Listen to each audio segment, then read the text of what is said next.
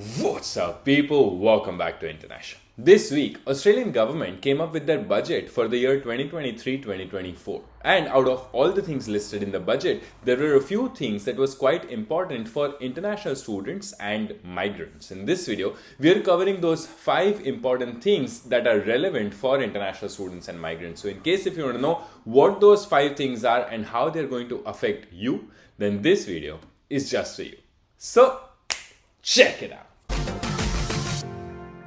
The first point is for international students. So, because of pandemic, international students were allowed to work full time. There was no restrictions on working hours. However, from 1st July 2023, international students will only be able to work 48 hours a fortnight. The reason why 48 hours a fortnight is there is because in case if for week 1 you work, let's say 20 hours, which means you can cover up those number of hours in week 2, and that's why the law says 48 hours a fortnight. However, if you are working in aged care right now, you are an international student in Australia working in aged care, then you will be able to work full time in that specific sector of aged care up until 31st December 2023. This is the reason because there is massive skill shortage specifically in aged care sector. In case if you're looking for part-time jobs once you're here, remember what sectors do need more people so that if you apply there, chances of you getting a part-time job in that sector increases drastically. Moving on to point number 2. And this is really exciting for people who are recent graduates or going to apply for their permanent residency soon, or international students who are graduating soon. There are total 190 seats for permanent migration pathway. What this means is that there are total up to 190,000 people who can get their PR in this financial year, out of which 70% seats are reserved for skilled visas. So international students, when they study, after that they do their skill assessment, which means their degree and their work is recognized under an occupation.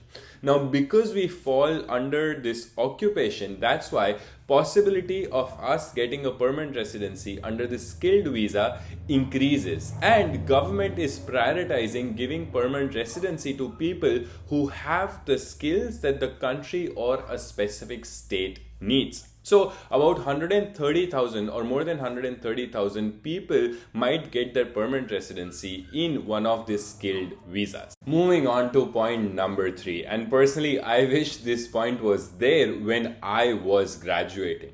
All the people who are graduating, does not matter whether you're in Melbourne, Sydney, Brisbane or regional area, everybody will get 2 more years of post-study work visa. So I studied from Melbourne and I only got 2 years of post-study work visa. Whereas people who will be graduating from Melbourne from now on will get 2 plus 2, which means 4 years of post-study work visa. This is an amazing news because you get time to also figure out whether you want to live in Australia or whether you want to go back to your home country. You get to experience this country for 2 more years. So that is really exciting. Moving on to point number 4. But before I get into this point, in case if you haven't hit the subscribe button, hit the subscribe button, turn on the notification bell, like this video and comment your thoughts. What do you think about the budget? In case if you're thinking to study abroad, then we have given a link in the description below and also given a link in the first comment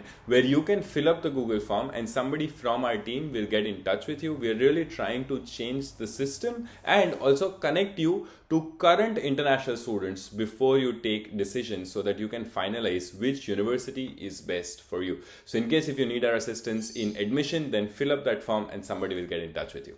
Moving on to point number 4. Now, in case if you're planning to study here or come here on a tourist visa, the price of that Australian visa has increased. For example, student visa costed $650, but now it has increased to $715, whereas visitor visa costed about $150, which has increased to $190. So that is something that you should keep in mind. How much will it cost when you're planning to come to Australia? And at last, point number 5. The Australian government has mentioned that that they are going to invest $75.8 million to improve the visa processing time. So what this means is that for international students who want to come to Australia to study, once they apply for student visa, it takes so much time to get the student visa or just get the result, acceptance or rejection of that student visa.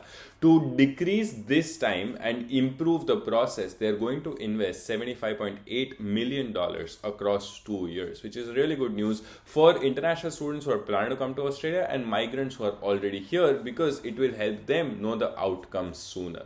I really hope you found this video helpful. We have done a lot of research for this video so that we can comprise it in less than 8 minutes for you guys. In case if you haven't hit the subscribe button, hit the subscribe button, turn on the notification bell. If you haven't liked this video, like this video, and if you have any questions about studying in Australia, then write them in the comment section. See you in the next video.